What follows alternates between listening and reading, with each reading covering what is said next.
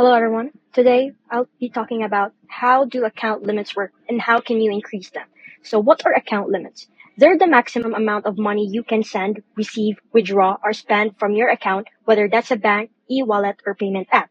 Limits can apply per day, per week, or per month, and they can vary depending on your account type, verification, or usage. Now, here's how to increase those limits. Step 1. Verify your identity. Most platforms need a valid ID, social security number, and sometimes a photo for full access. Step 2.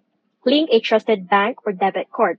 Connecting a real financial account builds trust and often unlocks higher limits. Step 3. Use your account regularly. Apps will slowly raise your limits if you use them often and responsibly. Step 4. Contact support. Need more room for a business or large transfers? Just message support and ask for a manual increase. Check your app settings or dashboard because most apps clearly show your current limits and how close you are to them. And that's it.